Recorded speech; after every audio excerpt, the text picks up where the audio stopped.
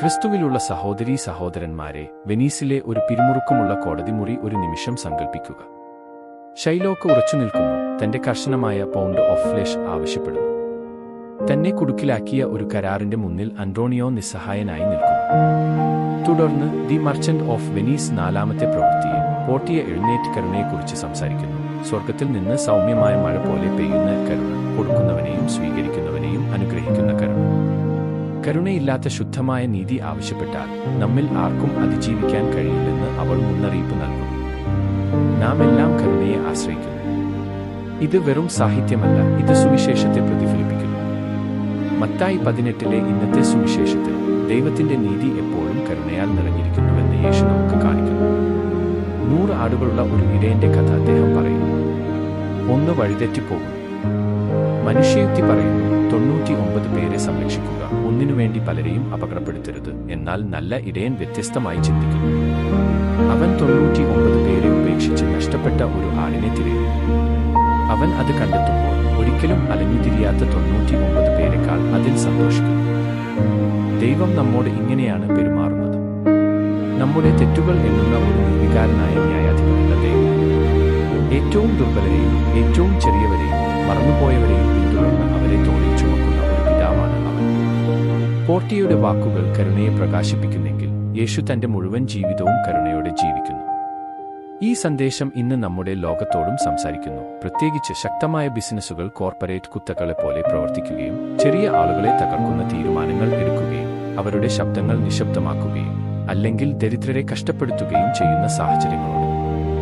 വലിയ കമ്പനികൾ ചെറിയവയെ മാറ്റി നിർത്തുമ്പോൾ, അന്യായമായ സംവിധാനങ്ങളിൽ ദരിദ്രർ കഷ്ടപ്പെടുമ്പോൾ, ഇൻഡിഗോ വിമാനങ്ങൾ പെട്ടെന്ന് റദ്ദാക്കപ്പെടുമ്പോൾ പോലുള്ള ദൈനംദിന പോരാട്ടങ്ങളിലും ഇത് പല രൂപങ്ങളിലും നാം കാണുന്നു. അത്തരം നിമിഷങ്ങളിൽ ഏറ്റവും കൂടുതൽ കഷ്ടപ്പെടുന്നത് സാധാരണക്കാരാണ്. ദരിദ്രർ, തൊഴിലാളികൾ, വിദ്യാർത്ഥികൾ, പരിമിതമായ വരുമാനമുള്ള കുടുംബങ്ങൾ.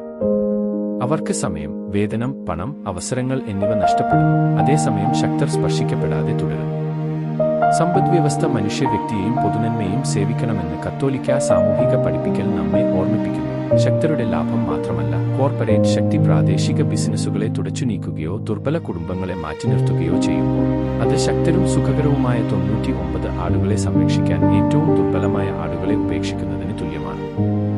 എന്നാൽ യേശു നമുക്ക് മറ്റൊരു മാർഗം നൽകുന്നു. സുവിശേഷത്തിലെ ഇടയൻ എനിക്ക് ഇപ്പോഴും 99 ഉണ്ട്, ഒന്ന് പ്രശ്നമല്ല എന്ന് പറയുന്നില്ല. പകരം അവന്റെ ഹൃദയം പറയുന്നു, അത് എന്റേതാണ്, എനിക്ക് അത് ഉപേക്ഷിക്കാൻ കഴിയില്ല. അതുപോലെ ഓരോ തൊഴിലാളിക്കും, ഓരോ ചെറുകിട ഉൽപ്പാദകനും, ഓരോ യാത്രക്കാരനും, കഷ്ടപ്പെടുന്ന ഓരോ കുടുംബത്തിനും ത്യജിക്കാൻ കഴിയാത്ത ഒരു അന്തസ്സുണ്ടെന്ന് പഠിപ്പിക്കുന്നു. നീതികരുണയാൽ പാകപ്പെടുത്തപ്പെടുമ്പോൾ ഭൗമിക ശക്തി ദൈവത്തിന്റെ ശക്തിയെപ്പോലെയാകുമെന്ന് പോർട്ടിയ നമ്മെ ഓർമ്മിപ്പിക്കുന്നു. അതായത് ഗവൺമെന്റുകൾ, കോടതികൾ, എയർലൈനുകൾ, കോർപ്പറേഷനുകൾ, അധികാരം വഹിക്കുന്ന എല്ലാവരും കരാറുകൾ പാലിക്കാൻ മാത്രമല്ല, ആളുകളെ, പ്രത്യേകിച്ച് ചെറിയവരെ, ശക്തരാൽ തകർക്കപ്പെടുന്നതിൽ നിന്ന് സംരക്ഷിക്കാനും വിളിക്കപ്പെടുന്നു. ന്യായമായ നിയന്ത്രണങ്ങൾ, ഉത്തരവാദിത്തമുള്ള ബിസിനസ് രീതികൾ, ഉപഭോക്തൃ സംരക്ഷണം, സത്യസന്ധമായ ആശയവിനിമയം എന്നിവയെല്ലാം സമൂഹത്തിൽ സുവിശേഷം ജീവിക്കാനുള്ള വഴികളാണ്. എന്നാൽ ഈ പഠിപ്പിക്കൽ നമ്മുടെ സ്വന്തം ഹൃദയങ്ങളിൽ നിന്നാണ് ആരംഭിക്കേണ്ടത്. ചിലപ്പോൾ നമ്മൾ ചെറിയ ഷൈലോക്കുകളെപ്പോലെയാകും. കുടുംബങ്ങളിലും സൗഹൃദങ്ങളിലും ഇടവകളിലും ജോലിസ്ഥലങ്ങളിലും നമ്മുടെ പൗണ്ട് ഓഫ് ഫ്ലെഷ് ആവശ്യപ്പെടുന്നു. എന്നിരുന്നാലും ഞങ്ങളോട് അതിക്രമം കാണിക്കുന്നവരോട് ഞങ്ങൾ ക്ഷമിക്കുന്നത് പോലെ ഞങ്ങളുടെ അതിക്രമങ്ങൾ ഞങ്ങളോടും ക്ഷമിക്കണമേ എന്ന് ഞങ്ങൾ എല്ലാ ദിവസവും പ്രാർത്ഥിക്കുന്നു. ദൈവത്തിൽ നിന്ന് കരുണ ലഭിക്കണമെങ്കിൽ പരസ്പരം കരുണ കാണിക്കണം. ഇത് നമ്മുടെ ദൈനംദിന തിരഞ്ഞെടുപ്പുകളെയും രൂപപ്പെടുത്തുന്നു. നമ്മൾ ഷോപ്പിംഗ് നടത്തുമ്പോഴോ പിന്തുണയ്ക്കുമ്പോഴോ വോട്ട് ചെയ്യുമ്പോഴോ വലുതും സൗകര്യപ്രദവുമായത് തിരഞ്ഞെടുക്കുന്നുണ്ടോ? അതോ നമ്മുടെ സാമ്പത്തിക ലോകത്തിലെ നഷ്ടപ്പെട്ട ആടുകൾ ആയ ചെറുതും തദ്ദേശീയരും ദുർബലരുമായവരോടൊപ്പം നിൽക്കുന്നുണ്ടോ? അനീതിയുടെ സമയങ്ങളിൽ നമ്മുടെ പോസ്റ്റുകൾ, ഷെയറുകൾ, ശബ്ദങ്ങൾ എന്നിവ പോലും ബിസിനസ് കുത്തകൾ ഉൾപ്പെട്ടതായാലും സാധാരണ കുടുംബങ്ങളെ വേദനിപ്പിക്കുന്ന വിമാന റദ്ദാക്കലുകളായാലും നല്ല ഇടയനോടൊപ്പം നടക്കാനുള്ള വഴികളായി മാറാം. ഒടുവിൽ കോടതിമുറിയിലെ അൻഡ്രോണിയോയെ പോലെയോ നമ്മളെക്കാൾ വലിയ ശക്തികളാൽ കുടുങ്ങിപ്പോയ പാറക്കെട്ടിലെ നഷ്ടപ്പെട്ട ആടുകളെപ്പോലെയോ നമുക്ക് തോന്നുമ്പോൾ ദൈവം നമ്മെ കൈവിടില്ലെന്ന് സുവിശേഷം വാഗ്ദാനം ചെയ്യുന്നു. ഇടയൻ നമ്മെ കണ്ടെത്തുന്നതുവരെ അന്വേഷിക്കും. അവന്റെ കരുണ എല്ലാ വ്യവസ്ഥിതികളെക്കാളും, എല്ലാ കരാറുകളെക്കാളും, എല്ലാ അനീതികളെക്കാളും വലുതാണ്.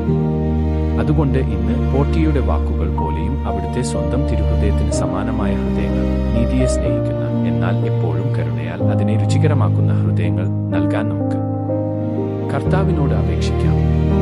ചെറിയവരെ സംരക്ഷിക്കുന്ന, ദുർബലർക്കു വേണ്ടി സംസാരിക്കുന്ന, ശക്തരെ ധൈര്യത്തോടെ വെല്ലുവിളിക്കുന്ന ഹൃദയങ്ങൾ, നഷ്ടപ്പെട്ട ഒരു ആടിനെ പോലും മറന്നുപോകുന്ന ഒരു ലോകത്തെ അംഗീകരിക്കാൻ വിസമ്മതിക്കുന്ന ഹൃദയങ്ങൾ. നമ്മുടെ കുടുംബങ്ങളിലും നമ്മുടെ ഇടവകളിലും നമ്മുടെ ജോലിസ്ഥലങ്ങളിലും ബിസിനസിന്റെയും രാഷ്ട്രീയത്തിന്റെയും ലോകത്ത് പോലും നമ്മൾ ഇങ്ങനെയാണ് ജീവിക്കുന്നതെങ്കിൽ നമ്മുടെ സമൂഹം